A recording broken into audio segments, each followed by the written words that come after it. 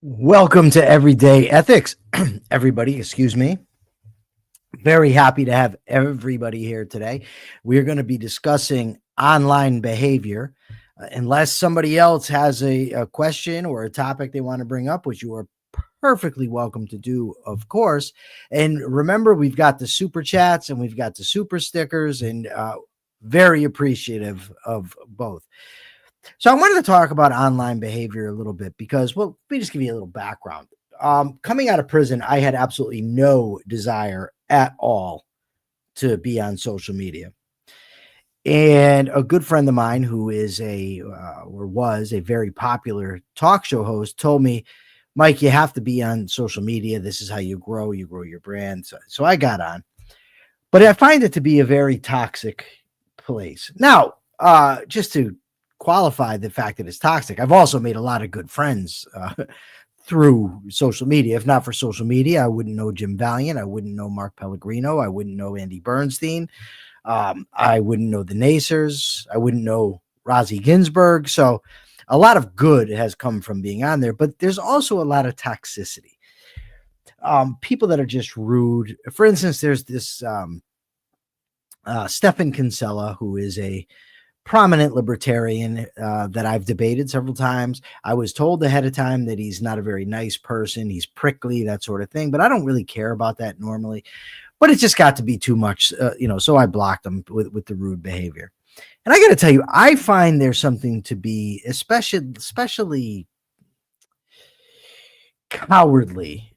Thank you very much, Jenna Kleem. She says, nag, nag, nag. Thank you very much for the $2. But I find that something very cowardly to just be a jerk online, especially amongst these libertarians who they tout the NAP, the non-aggression principle. And then they get online and they're just, a lot of them, not all of them, of course, but a lot of them are real jerks. And I just think, like, yes, it's wrong to hit people. It's wrong to strike people. It's wrong to assault people. But it's also wrong to be a real jerk to someone. And then if that someone cracks you in the mouth, you say, oh, but aggression's wrong. Yes, aggression's wrong. Being a jerk constantly is also wrong. But anyway, so there are things online, like when you act that way, that are obviously, to me anyways, not good behavior. It's not good to be rude. It's not good to be a jerk. It's not good to insult people. But there's other things also that I would like to discuss about online behavior. So I have a pet peeve. It's my own personal pet peeve. When debating or when discussing topics with somebody, if that person strays from the laws of argumentation, the rules of logic, it raises something up inside me, an aggravation or an agitation that comes up. And what I mean by the rules, so if they don't understand that if you have premises, if you admit the premises and then deny the conclusion, you're in contradiction. I don't like that. If you assert things that you couldn't possibly know and put them in evidence to the case, I don't like that. Not understanding analogies, all that sort of thing burns me up. So today online, I got into a discussion with somebody I like, but it was clear to me that he didn't understand or wasn't applying the standard rules of logic. He especially didn't understand the topic we were discussing. So I started to get aggravated. And I told him that he was in a cult. And I apologized very quickly thereafter. But I still don't like the fact that I allowed my emotional response to my emotions to say something like that, to kind of nudge my behavior in that way. I shouldn't have done that. What I should have done is just stepped back from the discussion. I firmly believe that we as human beings cannot hide online. We can't hide behind, especially people that post behind anonymous accounts. We can't hide behind that ethically. Our behavior still has ethical implications online, whether we're dealing with somebody in the same town, the same state, the same country, or in another country altogether, right? There still should be norms that govern our behavior. We still should hold ourselves to a high standard, to people of integrity. And I think that that's vital. And I think it's easy to lose sight of when in conversations online where you're just typing and the other person doesn't even seem like a person, and sometimes it's not, it's a bot. But we really do need to be ethical. So, what can we do? Like, what are some standards that we could put forward for ourselves uh, when online? I want to stay away from insults. I don't want to insult other people. And if somebody insults me, what I ought to do is, and I'm going to try, is just disengage, right? There's no reason I need to keep going. If somebody resorts to insults, they're not interested in a logical discussion.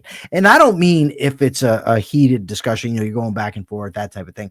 I'm saying someone that immediately that's their first go-to is an insult. It's just disengage that person. Also, if you can see that somebody admits that they're wrong, I think that's a good gauge for whom to deal with. Is if somebody just never concedes or never says I apologize or never says my bad or never says I was mistaken, that's a red flag for me, right? Like, because we're all fallible. Nobody is infallible. Nobody is omniscient, right? So if somebody is acting like they are omniscient or is behaving in a way that demonstrates that they think they can do no wrong, that's a red flag for me. What are some red flags for you? For you in the audience, there's got to be some. I mean, or what are your what's the word I'm looking for? Disqualifiers. You're automatic that this is not somebody that I'm going to deal with any longer. And what about, like I'm Jewish. Well, my last name is Jewish anyways. And a lot of times I just get these people who come out, oh, you're a Jew or something like that. And when they do that, it burns me a little bit. And I wish it didn't. And sometimes I respond. That's something else I don't need to do. I don't need to be responding to that garbage. You know what I mean? These people are obviously just assholes. So it's just, let's back it up a little bit and not sort of cater to that, or even, prop it up, sanction it, whatever the word is. We don't want to be doing that. Katie Ellis says people who don't hold themselves accountable. That's her red line. I guess. Great. That's awesome, Katie. And Katie is not feeling well, by the way. So everybody wish Katie well. Some styles of trolling are annoying, Jenna Kleem says. Jenna, elaborate. What styles are annoying? Persephone, who prays for Satan, says someone who makes it clear that they're not interested in doing any research to confirm the points they're parroting. People who cite things that are easily provably false with a quick search. I agree, Persephone. And something I also find annoying is the people who just discount every source except for the one that tells them what they want to hear. Right. I had a friend that I've known for 30 some odd years. We're no longer friends, but he made a claim one time online. And I said, I don't think that's true, dude. I said, I just Googled it and, it said, no. He said, no. You can't trust Google. You got to go to DuckDuckGo. So I went to DuckDuckGo. DuckDuckGo told me the same thing. And I said, well, dude, DuckDuckGo is telling me the same thing. He says, no. You got to keep digging. Okay. So you want me to keep digging until I find the answer that suits you. And it's just something so dishonest and gross about that. It's just, you have to be willing at some point to trust sources, especially if you've got multiple sources that are all saying the same thing. And then you say, oh, I don't want that. I'm not trusting any of those sources. Okay, you're getting a little ridiculous now. So No Name says she hates when people judge. Well, this is an interesting topic. We bullies, Katie Ellis hates. I hate bullies also, really very much. So let me read something for you, if I can just find it real quickly here. I should have it. Let's see. Ayn Rand wrote an article or an essay for Virtuous Selfishness where the title of the article is How Does One Lead a Rational Life in an Irrational Society? And she says, I will confine my answer to a single fundamental aspect of this question. I will name only one principle, the opposite of the idea which is so prevalent today and which is responsible for the spread of evil in the world. That principle is one must never fail to pronounce moral judgment. Moral judgment is an absolute necessity of life. We have to judge people. It's a matter of survival in many ways. I mean, if you're not going to distinguish between a robber and somebody who's offering you value, then how do you function? You have to make moral judgments. You have to judge people in order to know if associating with them is in your best interest. There's no way to do it without judging. Judgment is essential. Maybe No Name was being sarcastic, and I missed it because I'm not too quick. But nevertheless, I think it's Warren's discussion is that moral judgment is absolutely vital. She says it's sad. Kira Felix says objectivists can be our own best and worst critics. So there's a difference between being judgmental. I think someone threw that around in judging. Being judgmental just means passing judgment, for no reason. Passing judgment is vital, but it needs to be done rationally. It can't just be based on what suits your mood or what emotion you happen to be feeling, that somebody happens to bring up in you. Maybe they remind you of your dad or some uncle or a cousin or something, but you have to judge. There's no way. It's like, do you judge the types of food that you eat? Do you say, no, I'm not going to eat that because it's harmful? I didn't say you said it, Akira Felix. Somebody said judgmental. Do I have to go back and find it? I will do so. Oh boy, we are the most judgmental people you'll ever run into. From a Deeper with Diego. Anyways, so we have to judge. Is this activity good for me? Is this activity bad for me? Is this car good for me? Is this car bad for me? Is going on this vacation in my best interest? Why would people be any different?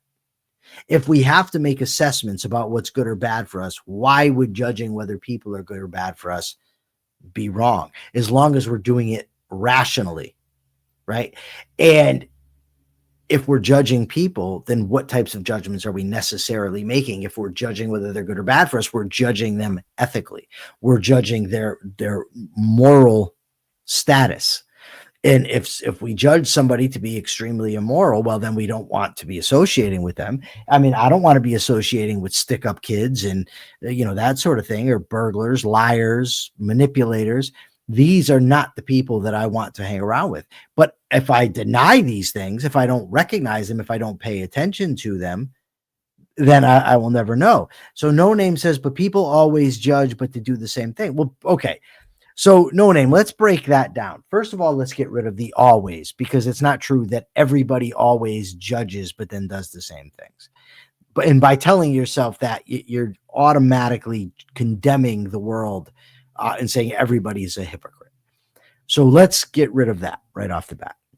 Now let's look at the people that do judge, but then do the things for which they're judging. Well, then they're hypocrites. And then you ought to judge them as people not worthy of, certain aspects of you, certain aspects of your life. You don't want to befriend hypocrites. But in order to assess that their hypocrisy is wrong, you have to use moral judgment. Otherwise, how do you know it's bad? How do you know they shouldn't be doing it? What we need to do is have an objective standard. And objectivism, what we have is a human life. The life of a human, of a rational person, is our standard of value. And then we assess whether people are good for our own long-term interest as rational beings. Deeper with Diego says he doesn't care if people are hypocrites. He just cares if what they say is factual and is valuable. Well, then you have to judge. People who are hypocrites are not going to be beneficial to you. So I don't know how you could get away with saying, I don't care if they're hypocrites as long as they're of value to me. I don't know how somebody that's a hypocrite could be of value to you.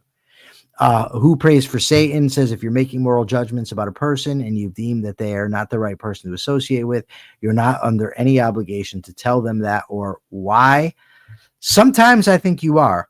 Not always, but sometimes I think so. I mean, it's like in the Declaration of Independence where Jefferson says, sometimes, when you're going to break the bounds that have so long held you to another, you have to tell them why you were separating. And I think it's the same here. Not always. You have to use our judgment. No Name says, I think we all are. I disagree with that. And I would love to see you prove the case. Deeper with Diego says, my father tells me not to do drugs, but he slams coke every day. He's a hypocrite, but what he says is correct. Well, but then you also have to be, you have to decide on what basis you're going to deal with your father. I'm not saying that if somebody tells me something, and it's right, I don't care that the person's a hypocrite. Of course, I want to know what's right, but I do care that the person's a hypocrite as far as my dealings with that person, as far as my associations with them. I still have to judge that person in order to form a proper assessment of that person's relation to me. Hypocrisy is to be expected in politics. Of course it's to be expected in politics. Doesn't make it right, doesn't make it good. And we certainly can't extrapolate from that to the entire human species. We need to, again, the most important thing here, I don't know, maybe the most important, but an aspect of this that is vital is that we have a rational standard by which we're judging. It's not just whims. It's not just being, letting our feelings go. And also vital is what Rand goes on to say. Let me find it here. Is that first she says, judge and prepare to be judged, and that is awesome. And this is what she says. There is, however, a court of appeal from one's judgments, and that's objective reality. A judge puts himself on trial every time he pronounces a verdict, meaning that you will be judged by the judgments you make, and you should absolutely be judged for the judgments you make. But this is important too, what she says here. To judge means to evaluate a given concrete by reference to an abstract principle or standard, which is what we've already been talking about. I got to find what I'm looking for here because it's very important.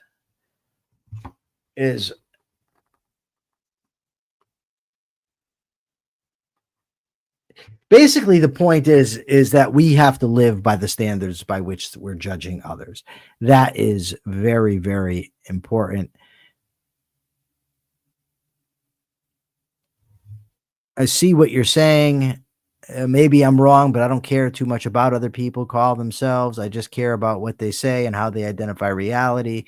Akira Felix says, I had that all my life. If I didn't judge them accordingly, I would have followed in their footsteps. No Name says people judge others for selfishness, but we're all selfish. Oh God, that's a really big topic to get into, and it ultimately depends what you mean by being selfish. But normally, under normal circumstances, if somebody is judging you and telling you you're selfish, what I would say is, so what?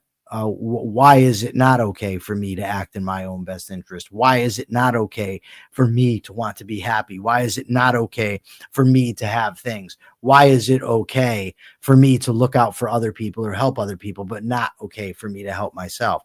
Why, if human beings have some sort of value, I'm a human being and I have value. So I'm perfectly justified in doing what I want to do for myself, as long as I'm not, harming other people or violating their rights. Jenna Kleem says, I admit to hypocritical behavior, not always honest or moral, far from good. Why I try to stay mindful. Thank you for that. Everything we do is selfish. No, that's not correct. Everything that we do is not. I guess I kind of have to get into this. It's a little bit in the weeds, and I don't really care to always get into the weeds, but sometimes it's necessary. If selfishness means acting in my own interest, then it's obvious that most people or a lot of people anyway, do not act in their own interest. Suicide is the most honest, most obvious example. People who engage in extreme use of drugs or alcohol, damaging their body, people who eat to excess, people who get involved in troublesome relationships, abusive relationships, all kinds of things. These people are obviously not acting in their own interest. So no, no name. Everything we do is not selfish. That's just not true. I mean, it's a falsity. To be selfish in the sense in which Ayn Rand meant, and I do have kind of an issue with the way she used the word. I'd rather she didn't, because it just complicates things and leads to confusion. But the only way we can actually be ethical is to act in our own interest, right? That's what we're trying to do. That is the virtuous thing to do. Richard Dawkins wrote a book, called The Selfish Gene. But if I think that what you were saying ultimately, no name, is that people's behavior is all motivated, and that is true. I would highly recommend. Let me see if I can find it, and I'll post it. I don't know if it's online, but Nathaniel Branden wrote a great article on this, on Isn't Everyone Selfish? Let's see. And if I can find it, I'll post it, and then you can go find it. But it's not true. No name sounds pretty nice, and she's been around for a couple shows. Her mind, Diego, I hate you with your voice to name recognition. We're trying to feed her. We're trying to feed everybody on the show. We're trying to get people. Yes, The Virtuous Selfishness has the essay. I don't know if it's available online though. The point of being here is so that we can feed ourselves with information, so that we can grow together, learn. That should be the goal. I mean, my goal is also to make money off the show, but nevertheless, let's see here. It seems like it's in here. Let's see.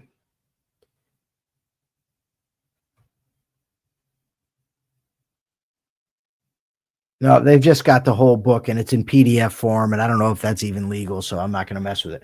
But the essay is very good nonetheless, and he basically makes the same point that I did. Who Prays for Satan said, everyone should go buy a "Don't Be a Dick" shirt. I agree.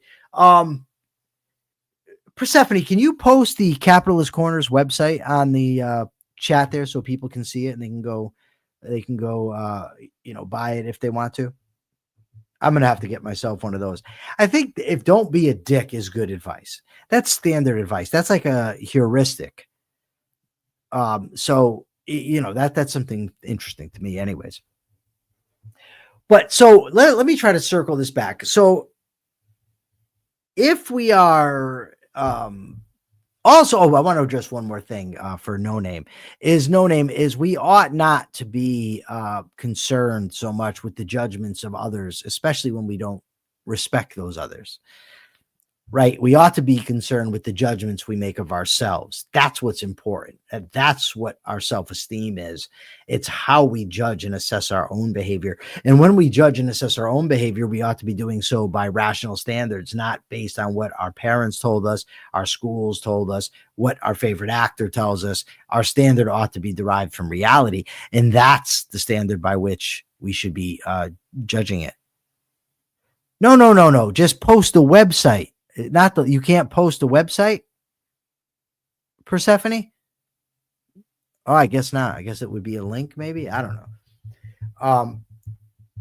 She says selfishness is sometimes hidden. Okay, but now back to the online behavior. That should also be the gauge toward, for what we are allowing online. Is this conversation in my interest to have? Is the person that I'm talking to in my interest to be dealing with?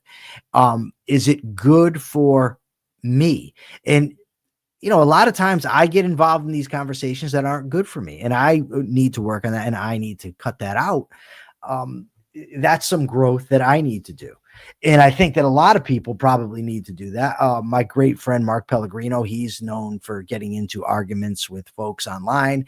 He gets very upset, very aggravated. And I can understand that. I understand getting angry and agitated by what these people are saying. But nonetheless, we need to hold ourselves to higher standards. We need to do better. We need to be better. No Name says she now understands about judgment. Thank you. Also, just a friendly reminder to the audience, remember that we have super chats and we have super stickers, and they are very, very, very much appreciated.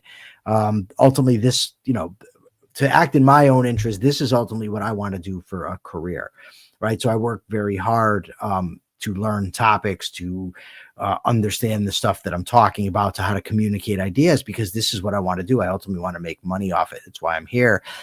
Ultimately, hopefully I'll grow the show and my other shows, and they'll just be huge, huge. I just saw Magatards. But yeah, so that's what it's all about. It's growing, acting in our own interest, engaging in things that are best for us, that allow us to be good people. No Name says I'm pretty smart. Thank you so much, No Name. I really, really do appreciate that. Akira Felix, this I struggle with. You said that you're arguing with the MAGA people and it's a waste of time.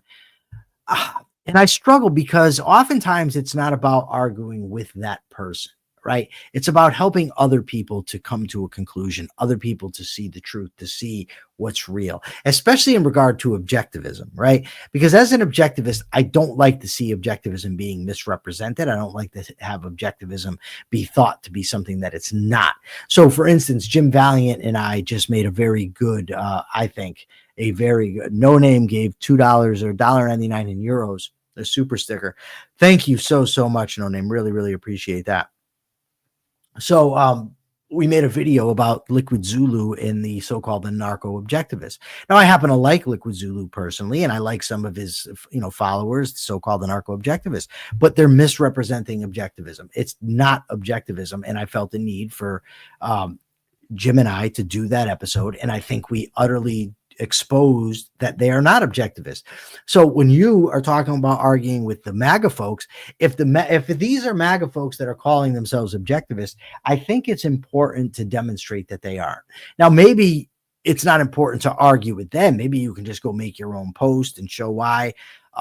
My special skill that I have is in arguing. So I'm good at it. So I like to engage in it. I think it helps me. I think it helps the issues that I want to promote. The problem is I sometimes get caught in what my friend Brent McCall used to call the vortex. He said you get sucked into the vortex. And before I know it, I'm in an argument that I don't want to be in. That's not in my interest to do, because the other person is not engaging on a rational level. There's nobody that's going to be getting anything out of it, and it's just a waste of time. So I think that that's like what's the word I'm looking for here? A judgment call. We need to, assess those things. Akira Felix is the latest episode of The Rational Egoist is so important. Oh, well, please, everybody, by all means, go check out the latest episode of The Rational Egoist. Share it wherever you can, whatever social media you can. And I think that'd be a big help. Also, by the way, like this channel, subscribe to this channel, share this show. I really, really appreciate it. Share it from YouTube to your favorite social media sites. That would be a fantastic thing. I would love for the audience to grow. I would love for more people to bring to the conversation. I ultimately would like to extend the show to an hour-long show, but that's a difficult thing for me personally to just talk like this. But if we had a broader audience, more questions, more topics coming, I think that would be absolutely fantastic. And I hope that you guys will all help me do that by liking the show, sharing the show, go to YouTube, comment on the show. That's vital also. Please do that. Please go to YouTube, comment on the show. If you like it, say you like it, even if it's just to say, I really enjoyed the show. That would be fantastic. That would be greatly, greatly appreciated on my end. So thank you so much, Katie. Katie says she believes in me. I really, really appreciate that. Thank you so much. And thank you for those who have given in super chats, super stickers, whether here or on the Capitalist Corner earlier in the day. I really appreciate it. I really appreciate you as the audience. So to basically sum up what we've talked about today, in our online behavior, we need to judge the same way we judge in other instances, by whether what we're doing is in our own interest to do. And that entails moral judgment. Moral judgment is a necessity of life. We absolutely have to do it.